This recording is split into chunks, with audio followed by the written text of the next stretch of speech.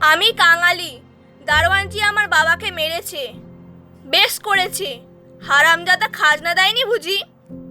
কাঙালি কহিল, না বাবু মশাই, বাবা গাছ কাটিতেছিল, আমার মা মরেছে।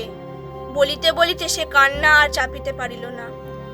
সকালবেলা এই কান্না কাটিরে অধর অত্যন্ত বিরক্ত হইলেন।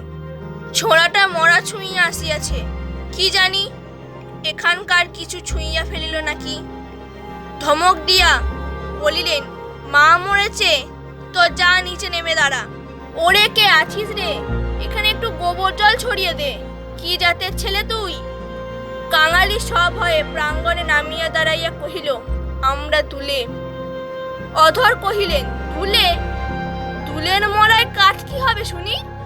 কাঙালি বলিল, মা যে আমাকে আগুন দিতে বলে গেছে, তুমি জিজ্ঞেসে করো না বাবু মশাই। মা যে সবাইকে বলে গেছে, সকলে শুনেছে যে। মায়ের কথা বলিতে গিয়া তাহার অনুক্ষণের সমস্ত অনুরোধ উপরোধ মুহূর্তে স্মরণ হইয়া কণ্ঠ যেন তাহার কান্নায় ফাটিয়া পড়িতে চাহিল।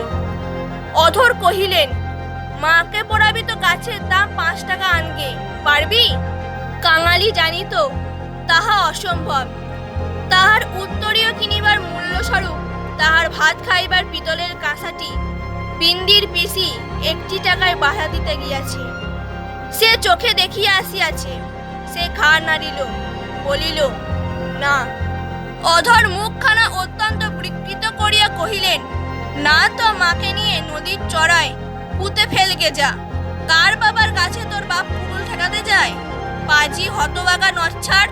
কাঙালি বলিল, সে যে আমাদের উঠানের গাছ বাবু মশাই, সে যে আমার মায়ের পোতা গাছ। হাতে পোতা গাছ?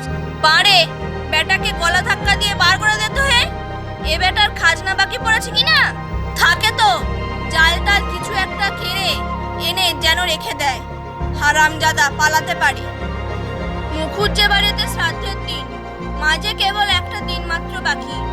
সমারোহের আয়োজন গৃহিণীর উপযুক্ত করিয়াই হইতেছে। বৃদ্ধ ঠাকুরদাস নিজে তত্ত্বাবধান করিয়া ফিরিতেছিলেন। কাঙালি আসিয়া তাহার সম্মুখে দাঁড়াইয়া কহিল, ঠাকুর মশাই, আমার মা মরে গেছে। তুই কে? কি চাস তুই? আমি কাঙালি। মা বলে গেছে তেনাকে আগুন দিতে, তা দিগে না। কাছারির ব্যাপারটা ইতিমধ্যেই মুখে মুখে প্রচারিত হইয়া পড়িয়াছিল। একজন কহিল, ও বোধহয় একটা গাছ চাই। এই বলিয়া সেই ঘটনাটা প্রকাশ করিয়া কহিল। মুখুজ্জে বিস্তৃত ও বিরক্ত হইয়া কহিলেন, শোনো আবদার, আমারই তো কত কাঠের দরকার, কাল বাদে পরশু কাজ। যা যা, এখানে কিছু হবে না, এখানে কিছু হবে না। এই বলিয়া অন্যত্র প্রস্থান করিলেন। ভট্টাচার্য মশাই অদূরে বসিয়া ফর্দ করিতেছিলেন।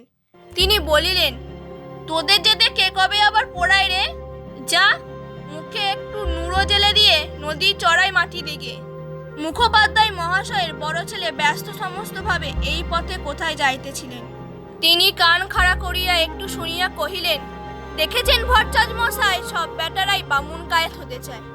বলিয়া কাজের ঝোঁকে আর কোথায় চলিয়া গেলেন। কাঙালি আর প্রার্থনা করিল না। এই ঘণ্টা দুয়েকের অভিজ্ঞতায় সংসারে সে যেন একেবারে বুড়ো হইয়া গিয়াছিল। নিঃশব্দে ধীরে ধীরে তাহার মরা মায়ের কাছে গিয়া উপস্থিত হইল। নদীর চরে গর্ত খুঁড়িয়া অভাগীকে শোয়ানো হইল। রাখালের মা কাঙালির হাতে একটা খড়ের আঁটি জ্বালিয়া দিয়া তাহারই হাত ধরিয়া মায়ের মুখে স্পর্শ করিয়া ফেলিয়া দিল। তারপরে সকলে মিলিয়ে মাটি চাপা দিয়ে কাঙালির মায়ের শেষ চিহ্ন বিলুপ্ত করিয়া দিল। সবাই সকল কাজে ব্যস্ত। শুধু সেই পোড়া খড়ের আঁটি হইতে স্বল্প ধোঁয়াটুকু ঘুরিয়া ঘুরিয়া আকাশে উঠিতেছিল, তাহারই প্রতি পলকহীন চক্ষু পাতিয়া কাঙালি ঊর্ধ্বদৃষ্টে স্তব্ধ হইয়া চাহিয়া রহিল।